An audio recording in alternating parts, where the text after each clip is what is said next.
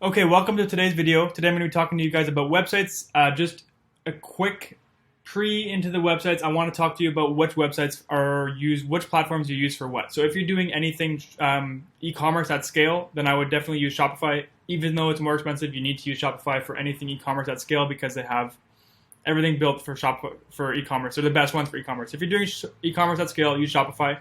If you need more customizability on Shopify, then you can use apps like Shogun, Shogun, and or Gem Pages, Gempages, Gem Pages. Both of these offer more customizability to your Shopify store, and they are additionally charging. They are an additional charge, but I need it for my Shopify websites because I like to customize them more. So if you're not doing e-commerce and you're not doing something at scale that needs to be super reliable or whatever, then I would recommend the platforms Wix, Webflow, Squarespace, Editor X. So I use Wix. I don't use WordPress. I know people use it. I don't use it, so I can't speak on it. I use Wix because it's the cheapest one and it offers a lot of customization.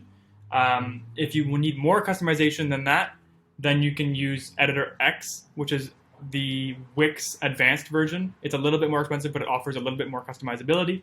And if you need more customizability than that, then you can use Webflow. That one literally offers like the max customization. You can do whatever you want on it, website design wise. If you're not experienced, then I would always recommend like something like Squarespace. They offer a lot of like templates, and it's super easy to throw a website together, but they don't have as much customizability as Wix has. I think it's similar pricing to Wix.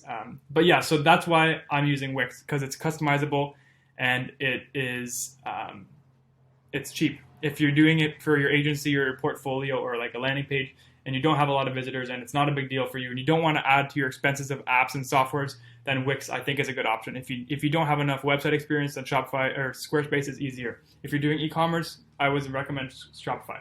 So what we're doing today is I'm telling you about the header. So on the header, you need to use a horizontal menu. And to add a horizontal menu, you can come over here and click add, and then you can go on menus. Why isn't it working? Add, menus, horizontal menu. And then you click and you drag it onto here.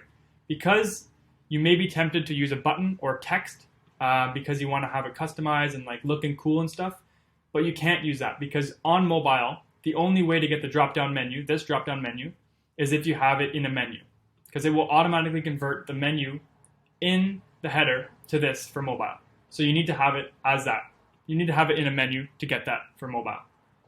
The way I was able to customize this is actually just adding a button over top of it. This is just for looks. It doesn't actually add anything. See, it's just over top of it. It doesn't add anything. It's just for looks on desktop.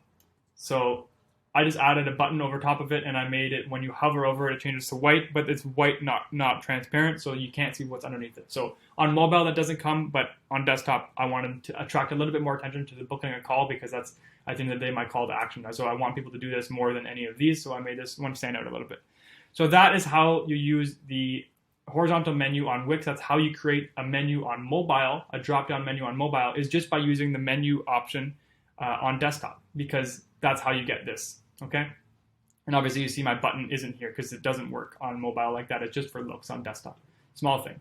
But yeah, hopefully that helped you out. Hopefully you can see which website platform you should be using, in my opinion. And yeah, if you have any more questions about stuff like that, I'm going to try to upload some other tutorials of things that I had to figure out on Wix, or drop a comment down below and I'll try to answer them for you. Okay, that's it. Thanks for watching. Have a good one. Bye.